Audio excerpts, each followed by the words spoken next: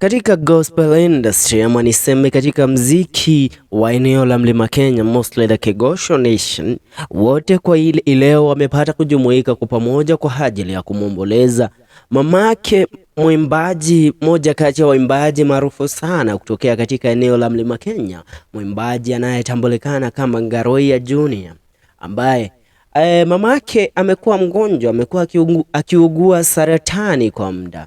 Ila taarifa sasa zinatuarifu ya kwamba Ngaruiya hapo jana ndipo alipata kuchapisha chapisho fulani kupitia ukurasa wake wa kijamii wa Facebook, akiwasihi wa Kenya kujumuika na yeye kuweza kumwombea mamake ambaye alikuwa karejeshwa hospitali. Nikukumbushe, mwaka uliopita ikiwa ni mwezi wa 11, Ngaruiya Junior aliweza kuungana na kujumuika pamoja na waimbaji wengine katika hafla ya kuchangisha pesa za kuweza kumpeleka mamake hospitalini, ndipo kuweza kupokea matibabu, ambapo alikuwa akidaiwa kitita cha shilingi milioni 8 hospitalini kwa ajili ya matibabu ya saratani ambayo yamekuwa yakimwandama mamake Ngaruiya Junior kwa muda. Na katika hafla ile waliweza kuchangisha pesa zile na kuweza kumlipia mamake Ngaruiya Junior hospitali na akaweza kurejea nyumbani. Amekuwa akipokea matibabu na kuweza kuendelea kutumia dawa ambazo alikuwa ameandikiwa na madaktari akiwa nyumbani. Ila unajua tunasemaje, Mungu ndiye upeana na Mungu ndiye uchukua. Imekuwa ni muda wa mihangaiko na maumivu kwa mamake Ngaruiya Junior kwa muda, ila leo amepata kupumzika. Kile tunaweza sema ni eti Mungu Allah subhanahu wa ta'ala, Mwenyezi Mungu aishie juu mbinguni, ailaze roho yake mahala pema peponi, na tunaiombea familia ya Ngaruiya, yeye pamoja na ndugu zake na dada zake waweze kupokea nguvu ya kuweza kujikimu wakati huo mgumu. Kumbuka Ngaruiya alikuwa moja kati ya waimbaji waliokuwa kipaumbele katika kampeni za siasa za mwaka 2022 alipokuwa akimpigia Ruto kampeni akiongoza mrengo wa Kenya Kwanza ama mrengo wa UDA.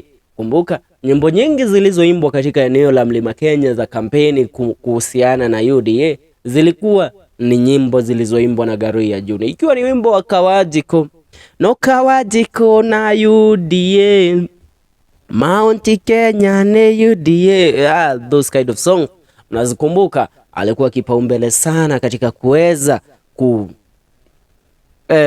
kumkampenia rais pamoja na naibu wa rais Rigathi Gachagua katika siasa za mwaka 2022.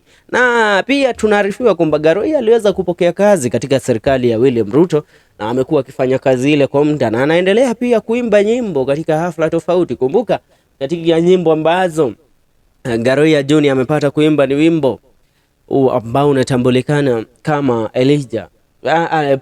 Paulo adekeire kanitha wa Filipi ederea hoetwo ni undu wa oro wa ma agiangatho ni ngwataniro yao tondu wa kumwenda nao makamwenda.